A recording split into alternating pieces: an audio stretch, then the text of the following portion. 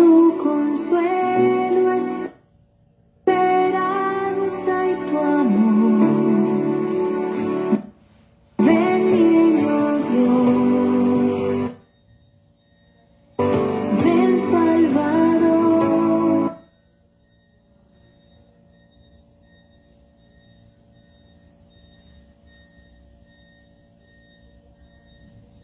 Con tu alegría, tu paz y tu luz. Ven, niño Dios, ven Salvador. Con tu consuelo, esperanza y tu amor. Ven, niño Dios, ven Salvador. Con tu alegría, tu paz y tu luz. Ven, niño Dios, ven Salvador. Con tu consuelo, esperanza y tu amor. Ven a nacer en mí, Jesús, como aquella noche en que el cielo se abrió. Ven a nacer en mí, Jesús, como aquella noche en que todo cambió.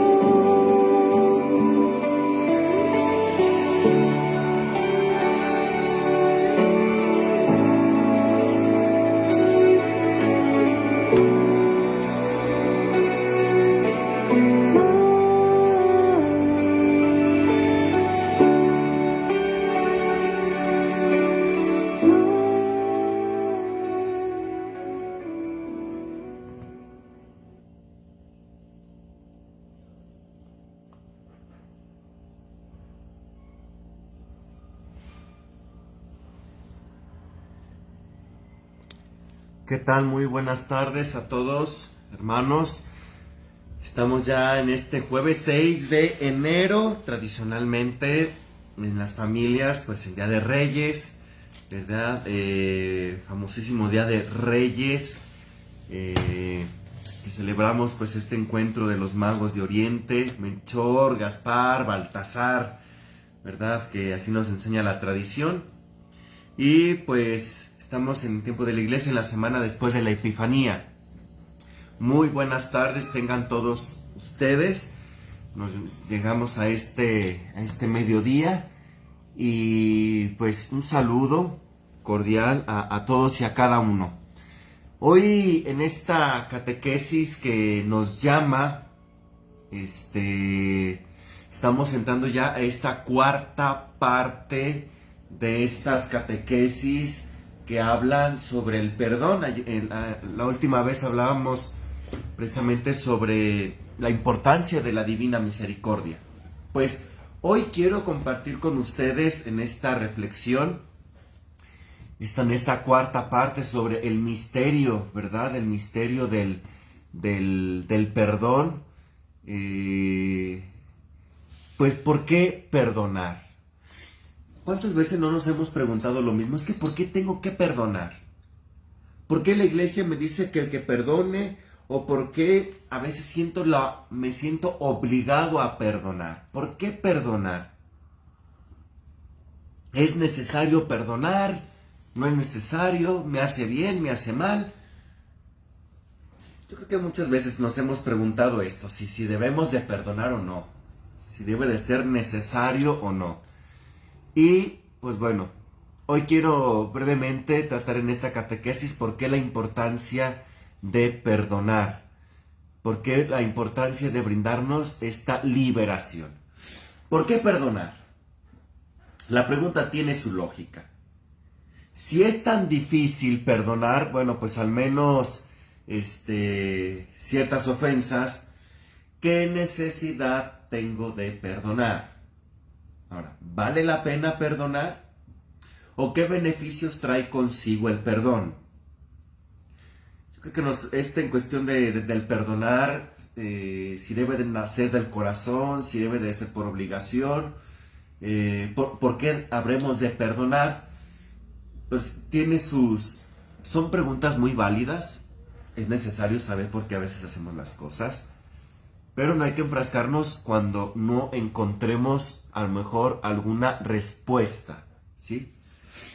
Una de las razones por que yo te propongo del por qué la importancia de perdonar, el primer motivo que probablemente pudiera venir a nuestra mente es que cuando perdonamos, por ejemplo, nos liberamos en primer lugar de la esclavitud producida por el odio y lo que hemos venido trabajando, liberarnos del resentimiento.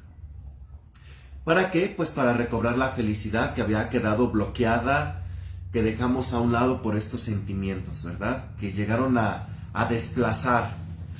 Y prácticamente algo que ayudaría muchísimo, más que nada para entender del porqué, de la razón de perdonar, es darme cuenta que sentir el resentimiento, vaya, disculpen ahí el pleonasmo, sentir el resentimiento hacia otra persona, ¿sí? He depositado mi felicidad en las manos de esa persona.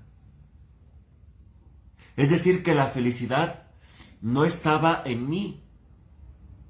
Yo no la controlaba. Mi felicidad dependía del trato del otro. Y ese es aquí donde a veces cometemos este error. Depositamos toda nuestra vida, toda nuestra vida, todo el manejo de nuestros pensamientos, el control de nuestras emociones, todo en las manos de la otra persona. Y posiblemente esa persona, o no posiblemente, ciertamente ninguno es perfecto. Más de alguno nos llevará pues cometerá una falta, un error. Algo que ayudaría muchísimo es darme cuenta de esto. Que le he conferido, debo de reconocer que mi error fue haberle conferido un poder, un control muy real hacia mí. Y que yo volveré a ser libre cuando tome nuevamente ese control, cuando tome en mis manos esa responsabilidad, cuando yo asuma las consecuencias de mis decisiones, de mis sentimientos, de mis pensamientos, ¿sí? Asumir toda esta responsabilidad de mi propia felicidad. No dependerá si me perdona o no el otro, si perdono o no. Yo decido, yo quiero decidir. Y el otro no será culpable de mis errores, de mis decisiones. No, yo decido. Yo, nada más yo. No puedo culpar al otro de mis decisiones. Esto normalmente quiere decir entonces que debo perdonar a la persona que resiento. ¿Por qué? Porque yo decidí, yo permití. Debo liberar a esa persona de la deuda real o imaginaria que me debe, claro, y debo liberarme a mí mismo del elevado precio del constante resentimiento. Recordemos, y lo hemos estado trabajando, que el perdón es un acto de voluntad, no del sentimiento, no ubicado en el área emocionales o del sentimiento como el mismo resentimiento lo dice, sino es un acto de la voluntad que implica razón y voluntad, ¿sí? Es un acto de decisión. Yo decido. Ahora, también tiene mucho sentido perdonar en función de nuestras relaciones con los demás. Por ejemplo, las diferencias con las personas que tratamos y queremos, pues forman parte ordinaria de esas relaciones. Yo sé que algunas veces tales diferencias pueden convertirse en agravios que duelen, no digo que no, y que duelen más cuando provienen de las personas que queremos. Por ejemplo, a veces que los padres de familia llegan a ofender a sus hijos, vuelvo a decir de manera voluntaria, involuntaria, directa, indirecta, como lo hemos estado reflexionando desde las primeras catequesis. Tal vez sea por omisión, tal vez sea de manera indirecta, tal vez no sea su objetivo. O cuando los hijos llegan a ofender a sus padres, o el propio esposo, la esposa, los amigos, las amigas, nadie está exento de herir a alguien. Y vuelvo a decir, algunos, no con la intención. Hay algunos que sí. ¿Sí? Si existe la capacidad y la disposición de perdonar estas situaciones dolorosas, se superan y con mayor razón se recobra el amor a la amistad. En cambio,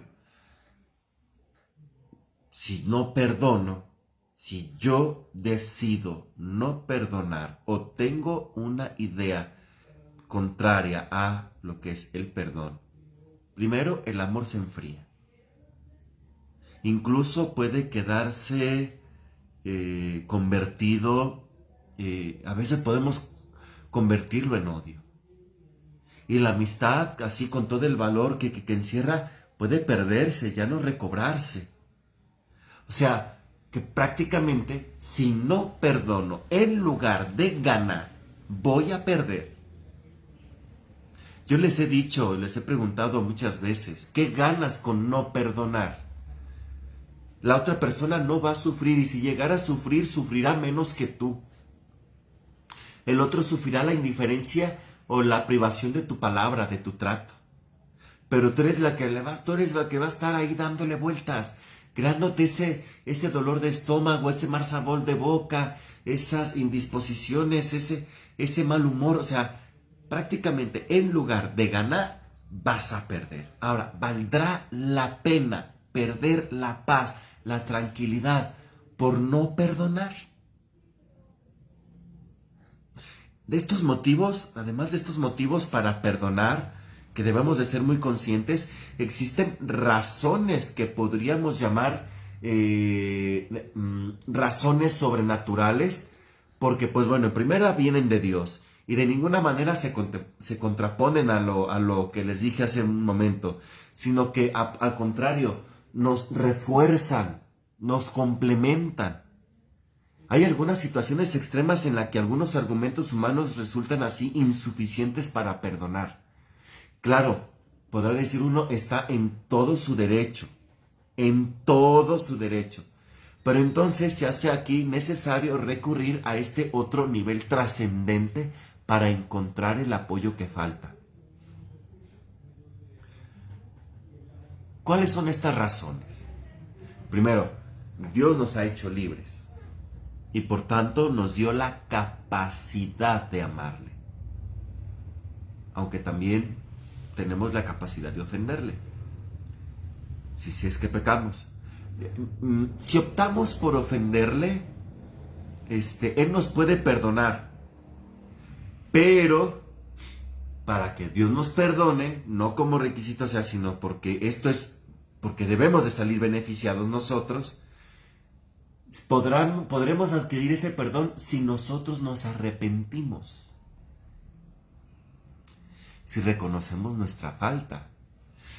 Y para ello el Señor ha establecido pues una condición. Y es aquí donde viene lo mero bueno. Para que Dios nos perdone, debemos antes perdonar a nuestro prójimo que nos ha ofendido. Si yo quiero experimentar el perdón de Dios, necesariamente, o como requisito, entonces debo de perdonar a mi prójimo, que también me ha ofendido. ¿Sí? Así lo repetimos en la oración, por ejemplo, del Padre Nuestro. Perdona nuestras ofensas como nosotros perdonamos a los que nos ofenden. ¿Sí? Así lo repetimos. Podríamos preguntarnos entonces por qué Dios condiciona su perdón a que nosotros perdonemos. O sea, entonces, esta es la obligación, este es el requisito. Y todavía aún más nos exige que perdonemos a nuestros enemigos de manera incondicional. Es decir, aunque estos no quieran rectificarse, aunque estos sigan en su error, ¿a mí qué me toca? Perdonar. Perdonar. Mi perdón no dependerá si el otro se arrepiente o no. Yo decido liberarte de mi sentimiento negativo. Si tú no quieres cambiar, es tu problema. Es tu problema. Yo te perdono, te exhorto a que no lo vuelvas a hacer, ¿verdad? Pero si tú no quieres cambiar, si tú quieres seguir así y perderte, es tu problema entonces. Tú lo decidiste. Yo decido no caer en este resentimiento, yo decido liberarte de mi resentimiento porque yo decido vivir en paz. Y si esto me supera, entonces Dios me da esa gracia sobrenatural para poder dar este paso. Lógicamente, Dios no pretende dificultarnos el camino, que siempre quiere lo mejor para nosotros. Y lo mejor para nosotros es perdonando. Él desea profundamente perdonarnos, pero su perdón no se realizará si no penetra en nosotros, siendo que modificamos nuestras disposiciones. Si nosotros decimos no, Dios puede hacerlo, pero nos sentiremos obligados, o sea, prácticamente entonces violaría nuestra libertad y nuestra voluntad. Porque si yo me niego al perdonar, si me niego a perdonar a mi hermano, a mi hermana, el corazón se me cierra, se endurece, no permito prácticamente que experimentar el amor.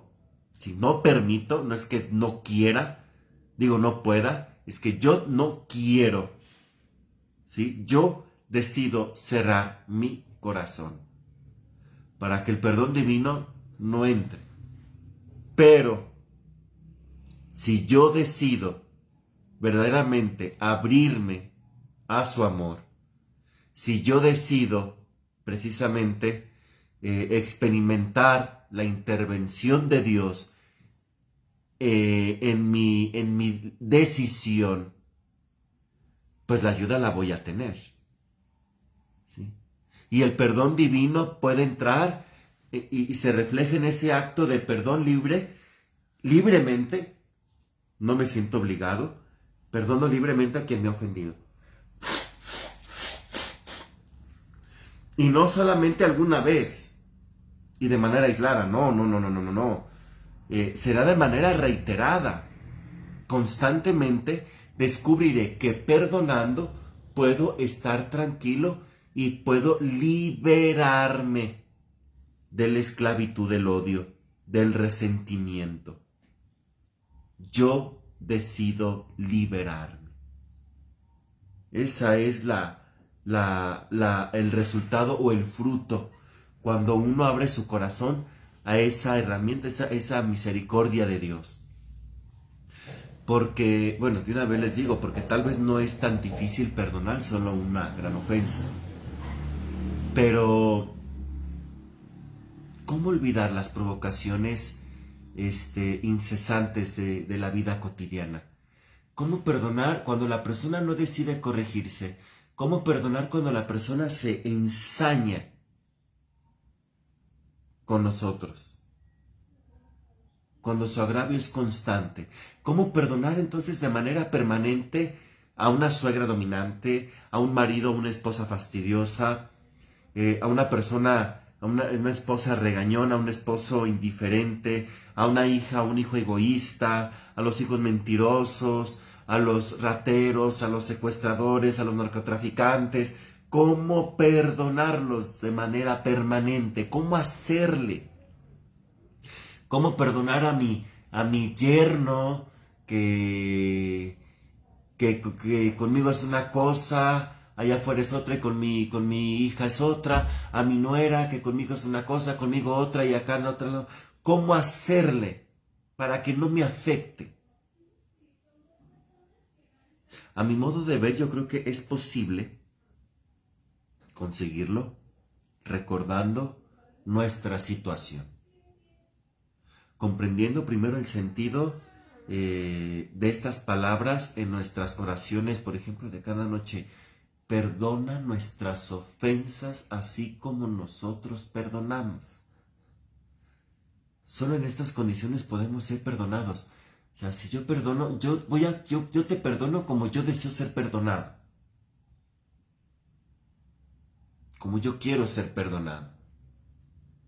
Además, Jesús insistió muchas veces sobre esta necesidad de perdón. Cuando Pedro le pregunta cuántas veces hay que perdonar, 70 veces, 70 veces 7, le dice el Señor, no seas tacaño.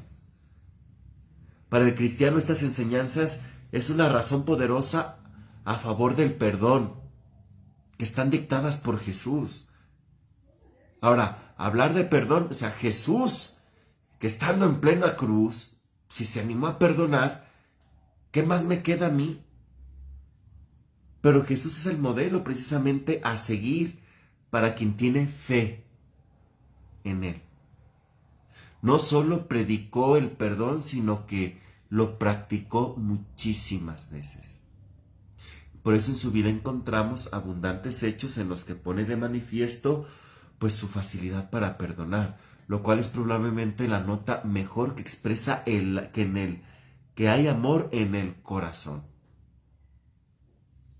Por ejemplo, se me viene ese pasaje cuando los escribas y los fariseos tratan de ponerle una trampa acusando a una mujer sorprendida en adulterio. A las personas egoístas a veces no les importa, o a veces no nos importa, a veces me incluyo, sacrificar al otro, con tal de fregarnos al que queremos fregarnos. Y a veces pensamos, un simple daño colateral. O sea, un daño colateral. ¿Es en serio? O sea, es un daño colateral. ¿Así le vas a llamar el daño a tu prójimo, daño colateral? ¿No te interesa herirle? Un daño colateral. Pues le tocaba. No.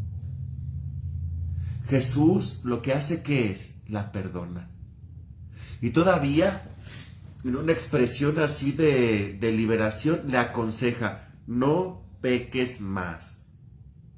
O sea, si ellos te evidencian, yo no.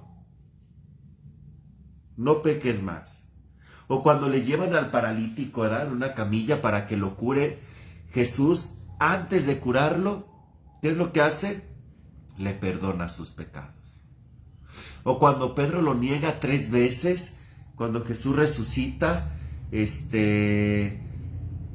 a pesar de las advertencias, Jesús le mira, lo hace reaccionar, porque esto es lo interesante, ¿sí? Y no solamente le perdona, sino que le devuelve toda la confianza, dejándole todavía aún más al frente de la iglesia. Y el momento culminante de Jesús en la cruz, ese es el momento culminante. Jesús eleva la mirada y le dice, Padre, perdónalos porque no saben lo que hacen. ¿Cuántas veces cuando decides perdonar al otro, miras al cielo y verdaderamente le dices a Dios, Padre, perdónanos? ¿Cuántas veces diriges tu mirada al cielo para perdonar a alguien? Por eso la consideración de que el pecado es una ofensa a Dios, que la ofensa adquiere dimensiones infinitas por ser Dios el ofendido, y que todavía a pesar de ello, Dios nos perdona nuestros pecados una y otra vez. Cuando ponemos lo que está de nuestra parte, nos permite ver la desproporción tan grande que existe entre su perdón divino y el perdón humano. Muy fácil. Y eso me resulta muy lógico, incluso como para aconsejarte que esfuérzate si es preciso, esfuérzate en perdonar siempre a quienes te ofenden, desde el primer instante, ya que por grande que sea el perjuicio o la ofensa que te hagan, más te perdonará Dios a ti si tú los perdonas. Y este más te perdonará a ti. Incluye el aspecto cuantitativo en las diversas e innumerables veces que hemos ofendido a Dios. Dios está ahí dispuesto a perdonarnos, por eso este argumento tiene un valor fuertísimo, fuertísimo. Cualquiera que sea la magnitud de la ofensa, cualquiera que hayamos recibido y el número de veces que hayamos ofendido, si decidimos perdonar esa ofensa, Dios nos perdonará aún más. Dios nos perdonará aún más.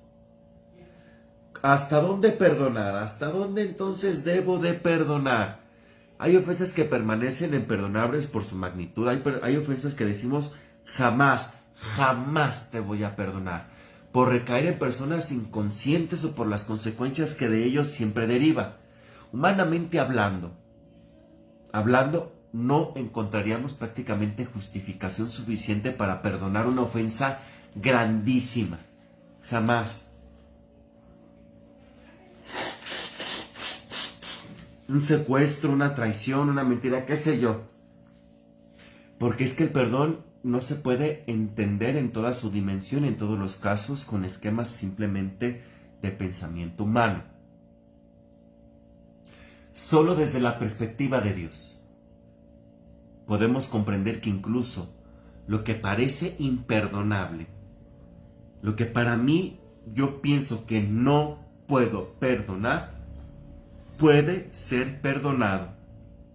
Porque para el perdón no hay límite ni medida, especialmente cuando se trata del perdón que viene de Dios. Por eso, si realmente deseas perdonar, si quieres hacer este perdón de corazón, para que tenga su efecto completo, entonces vincúlate con Dios.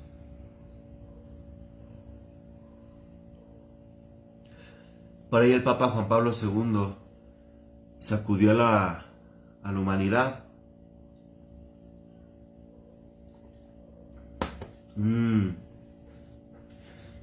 A los pocos días del atentado, el 13 de mayo de 1981, Lo que hizo el Papa fue sorprendente. Ha sido uno de los actos de perdón más grandes.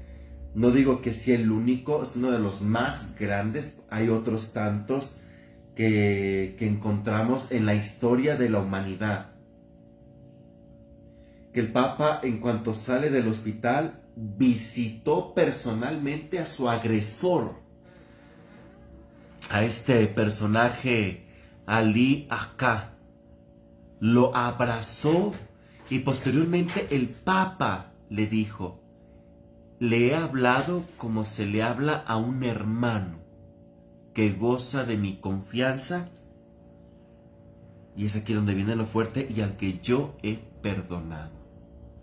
O sea, el tener la capacidad no solamente de perdonar, sino de abrazarle y de hablarle como un hermano.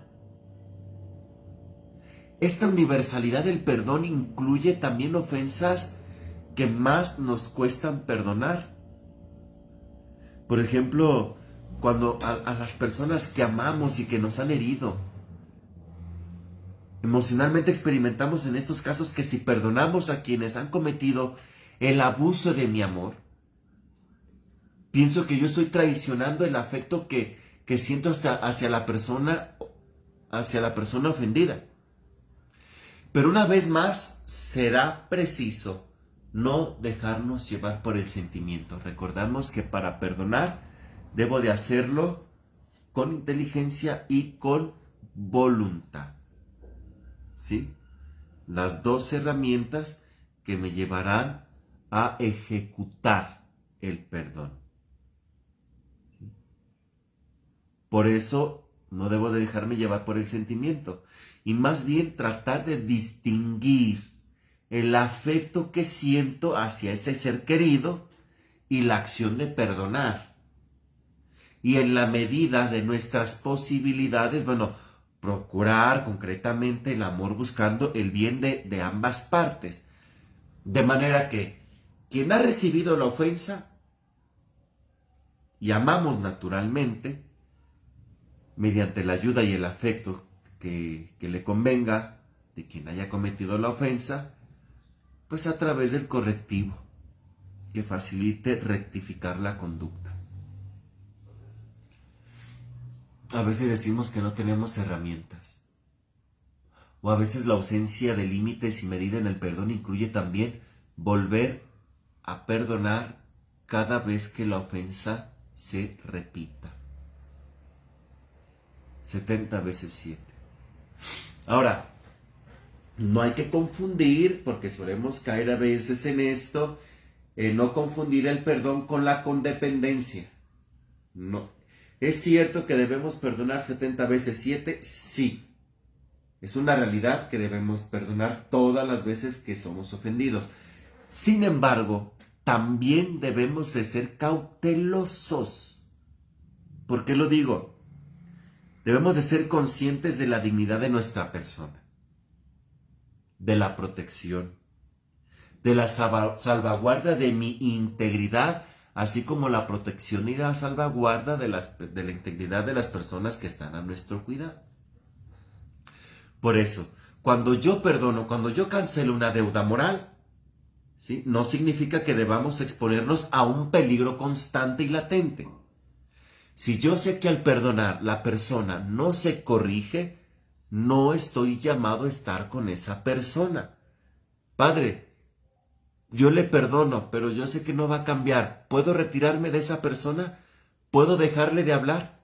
Claro, sin ningún problema, sin ningún remordimiento. Recuerda que también hay que cuidarse mutuamente.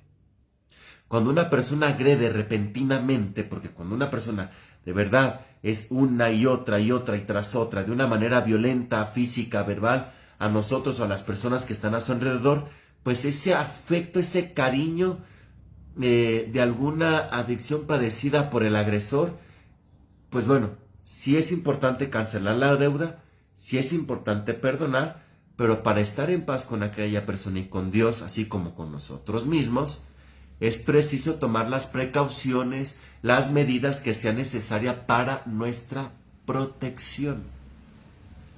Por eso decido retirarme, por eso decido dejar de hablarle. Incluso si es necesario apartarnos y hasta rompiendo la relación con esa persona, incluso haciendo eso. ¿No estoy obligado? No, no estás obligado. Es por el bien de los dos. No debemos confundir 70 veces 7 con una reflexión de codependencia.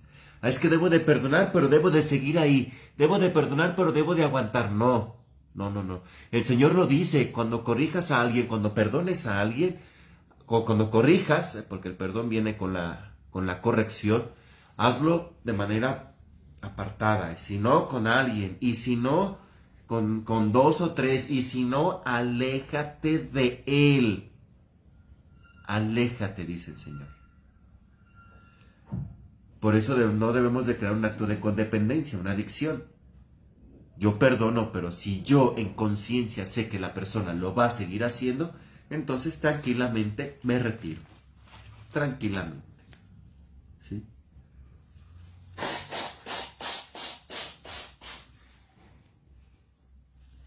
Ay, disculpen la alergia.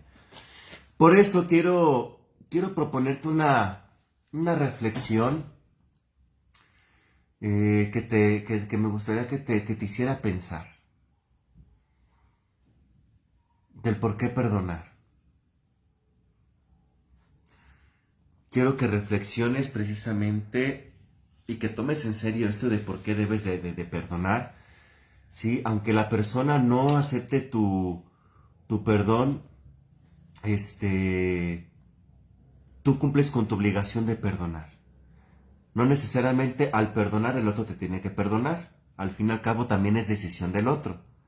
pero de tu parte tienes la capacidad de perdonar, de liberar al otro de tu resentimiento, de liberarte a ti mismo y de ser feliz. Si el otro no desea ser feliz, yo sé, duele, pero no es tu decisión, esa es decisión también de la persona. Si ambos deciden ser felices y perdonarse, pues ya es ganancia, muchísima ganancia. Pero con que tú hagas lo que tengas que hacer, pues ahí está. Y te propongo esta reflexión que nos ayudará precisamente a perdonar.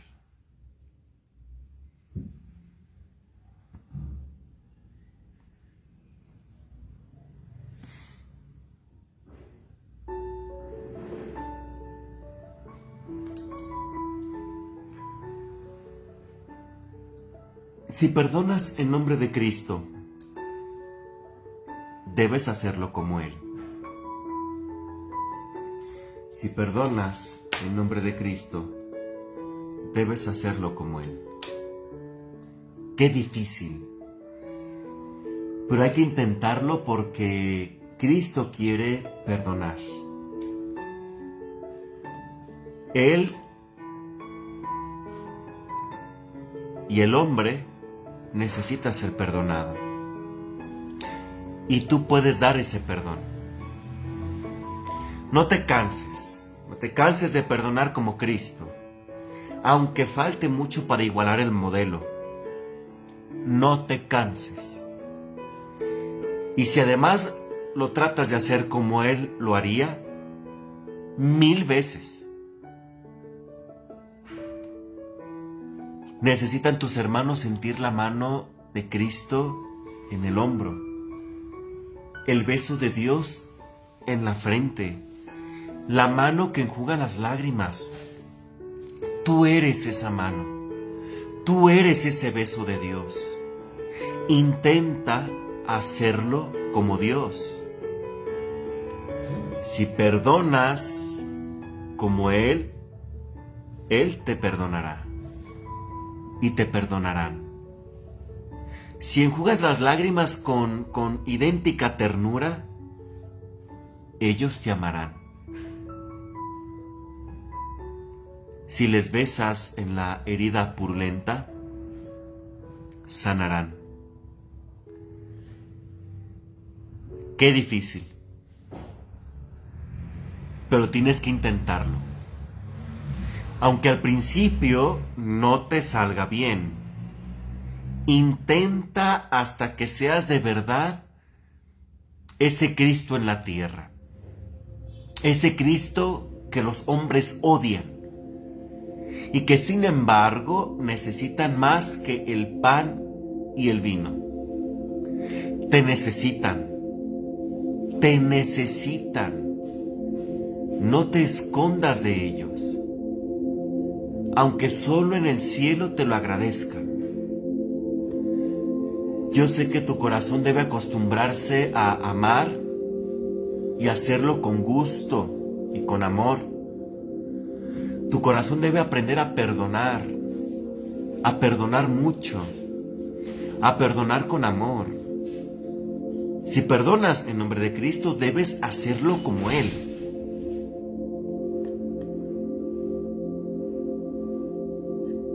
Hay un testimonio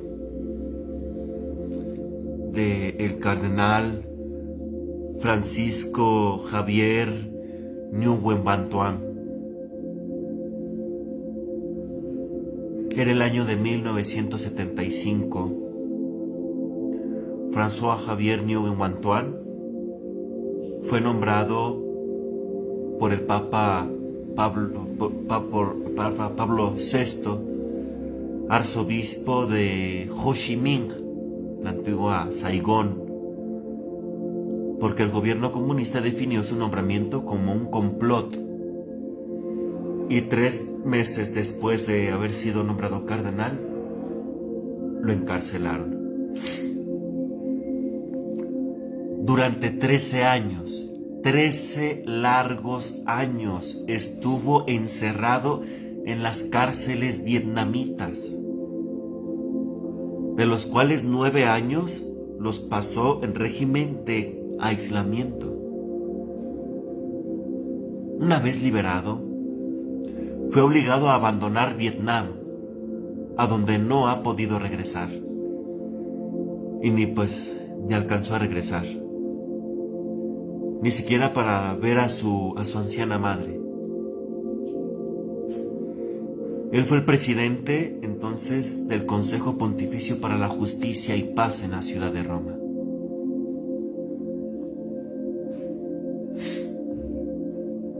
Verdaderamente, hermanos, debemos de perdonar. ¿A qué nos referimos con esto y cuáles son los efectos del perdón? Y podemos decir que Jesús tuvo algunos defectos, pudiéramos decirlo así humanamente hablando, porque Jesús no tuvo defectos, pero vamos poniéndolo así para hacerlo interesante. Decía en la prisión, mis compañeros que no son católicos quieren comprender las razones de mi esperanza. Y me preguntan amistosamente, claro, con buena intención, ¿por qué lo ha abandonado usted todo? Familia, poder, riquezas, para seguir a Jesús. ¿Por qué? Debe de haber un motivo muy especial. Por su parte, mis carceleros incluso me preguntan, ¿existe Dios verdaderamente? ¿Jesús? ¿No será una superstición? ¿O una invención de las clases opresoras? Así pues, hay que dar explicaciones de manera comprensible, no con la terminología escolástica, sino con las sencillas palabras del Evangelio. Los defectos de Jesús. Y un día encontré un modo especial de explicarme. Por eso pido tu comprensión, tu indulgencia. Dice, si repito aquí delante de la curia una confesión que puede sonar a herejía, lo he abandonado todo para seguir a Jesús porque amo los defectos de Jesús. ¿Escuchas bien? Yo amo los defectos de Jesús. Y el primer defecto que amo de Jesús es que Jesús, yo sé que no tiene buena memoria.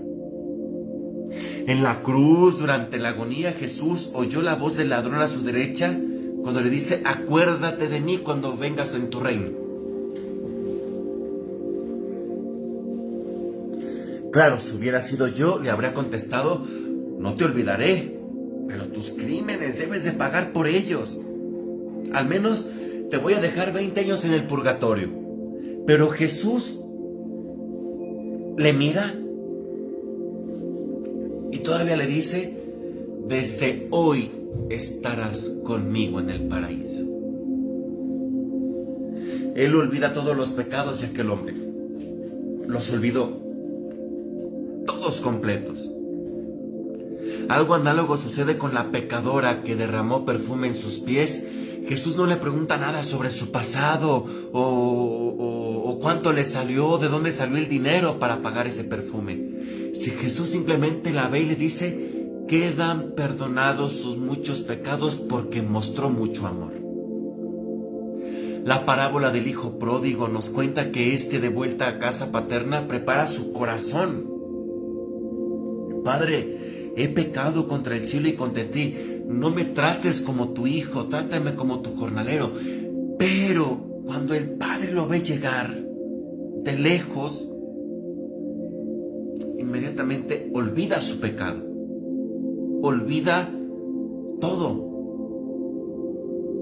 Corre a su encuentro, lo abraza. No le da tiempo para preparar todo su discurso. Traigan el mejor vestido, pónganselo, calzado en sus pies, anillo en su dedo.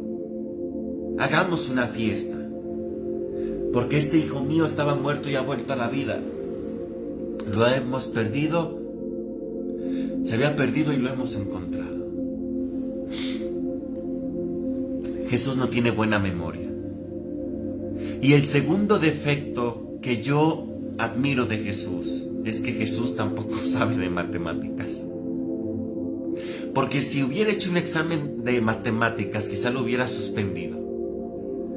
Cuando Jesús dice de la oveja perdida, dejar las 99 por una, y cuando la encuentra, la carga sobre sus hombros. Para Jesús, uno equivale a 99 y quizá mucho más. ¿Quién aceptaría esto? Su misericordia se extiende de generación en generación, así lo dice Magnífica. Cuando se trata de salvar a una sola persona, Jesús no se deja desanimar por el riesgo y pone todo el empeño, todo el esfuerzo. Como esas acciones llenas de compasión cuando se sienta junto al pozo de Jacob y dialoga con la samaritana, o bien cuando se detiene en casa de Zaqueo. Qué sencillez, sin cálculo, no le tomó en cuenta sus muchos pecados. Ahora, para Jesús sabemos que Jesús no sabe tener buena lógica.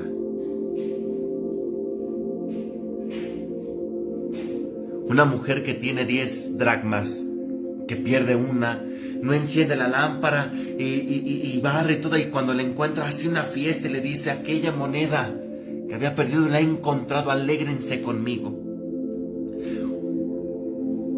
Si tiene 10 y pierde una, esa una le da el mismo valor que las otras 9. Así que podemos decir de verdad, con las palabras de Pascal, que el corazón tiene sus razones que la razón no entiende. Y Jesús, como conclusión de aquella parábola, dice esta extraña lógica de su corazón: les digo que del mismo modo hay más alegría entre los ángeles por un solo pecador que se convierte que por 99 justos. Otro defecto que admiro de Jesús: Jesús es un aventurero, es responsable de la publicidad de una compañía, o el que se presenta como candidato a las elecciones prepara todo un programa detallado con muchas promesas. Nada semejante en Jesús. Su propaganda sí se juzga con ojos humanos, está destinada al fracaso.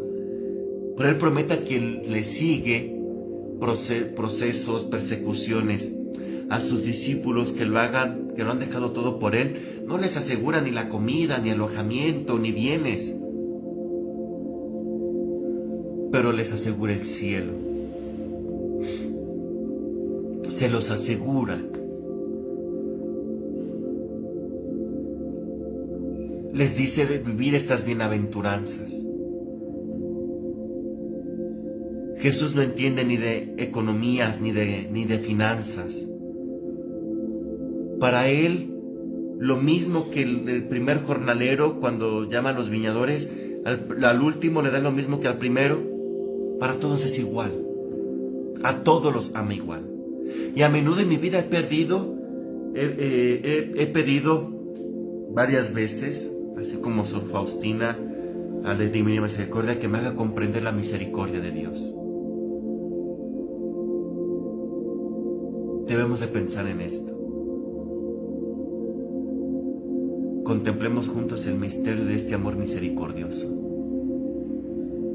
Al fin y al cabo, quien saldrá ganando, si es que se perdona, seremos nosotros, pues nos asegura la felicidad, la tranquilidad y la vida eterna. Sin contar, claro, que podemos incluso rescatar y restablecer nuestra relación con las personas que amamos.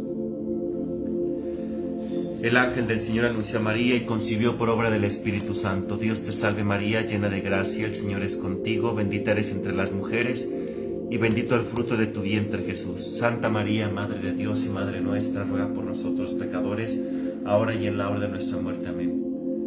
He aquí la esclava del Señor, hágase en mí según tu palabra.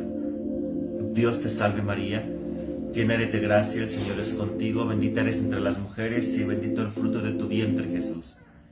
Santa María, Madre de Dios y Madre nuestra, ruega por nosotros pecadores, ahora y en la hora de nuestra muerte. Amén. El Verbo de Dios